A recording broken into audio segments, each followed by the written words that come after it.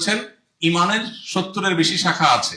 এর ভিতরে একটা হলো ইমাতাতুল আযা আনিত তারিক, রাস্তায় কোনো জিনিস পড়ে থাকলে কারোর কষ্ট হতে পারে সেটা আমি সরায় ফেলবো। একজন একটা চিপস খেয়ে ঠোঙাটা ফেলে চলে গেছে, আমি যদি তুলে এটাকে জায়গা মতো ফেলি, সব হবে কি হবে না? এটার জন্য কি টাকার দরকার আছে? বিনা টাকাও তো আমি আল্লাহর কাছে সব কামাইতে পারি। আমরা সবাই যদি এরকম দায়িত্বশীল হয়ে যাই তাহলে আমাদের সমাজটা সুন্দর হয়ে যাবে ইনশাআল্লাহ। আমাদেরকে সমাজ স্বীকৃতি যদি নাও দেয়, আমাদের আল্লাহ ঠিকই স্বীকৃতি দিবেন ইনশাআল্লাহ। একজন মুসলমান হিসেবে আমাদের নিজের কাজের প্রতি নিজের মর্যাদা বোধ থাকতে হবে, আত্মসম্মান থাকতে হবে। হীনমন্যতা আমাদের মধ্যে কাজ করা চলবে না। আমাদের পিতা আদম আলাইহিস সালাম মানব জাতির প্রথম মানুষ, পৃথিবীর মানব জাতির পিতা আদম আলাইহিস সালাম, যার মাধ্যমে পৃথিবীতে সব মানুষ এসেছেন, আল্লাহ কোরআনে উল্লেখ করেছেন। সেই আদম আলাইহিস সালাম পেশাগতভাবে কি ছিলেন? কৃষক ছিলেন। তিনি চাষাবাদের কাজ করতেন। প্রথম মানুষ হয়ে, আল্লাহ নবী হয়ে, প্রথম নবী হয়ে তিনি যদি চাষাবাদের কাজ করেন, তাহলে আমার রিকশা চালানোটা কি কোনো হীনমন্য হওয়ার মতো কোনো কাজ? ঠিক একইভাবে আল্লাহ নবী নূহ আলাইহিস সালাম এবং আল্লাহ নবী জাকারিয়া আলাইহিস সালাম, তারা উভয়ে কাঠমিস্ত্রি ছিলেন।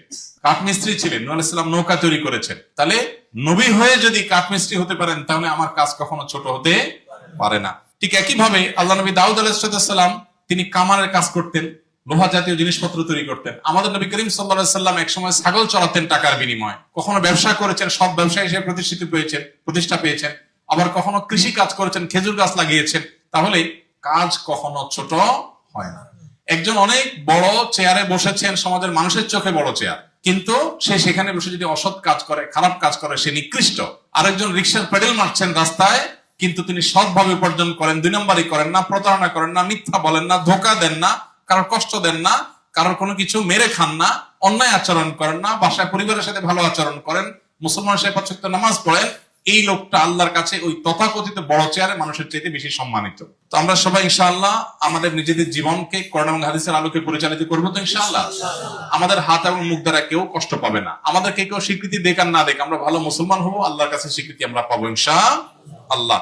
অতএব নিজের কাজের প্রতি নিজের আন্তরিকতা থাকতে হবে, দায়িত্বশীলতা থাকতে হবে, কোনো কাজকে ছোট মনে করা যাবে না, এবং অন্যের সাথে দুনিয়াবী বিষয়ে কম্পেয়ার করা যাবে না। আমার সন্তানরা যদি দিনদার হয়, আল্লাহভীরু হয়, মুত্তাকি হয়, নামাজি হয়, আমার ফ্যামিলি যদি নামাজি হয়, তাহলে অল্প উপার্জন করলে আমাদের পরিবারটা জান্নাত হবে ইনশাআল্লাহ। আমাদের পরিবারটা জান্নাতি সুখ আমরা সেখানে পাবো। সবাই চেষ্টা করবো না ইনশাআল্লাহ?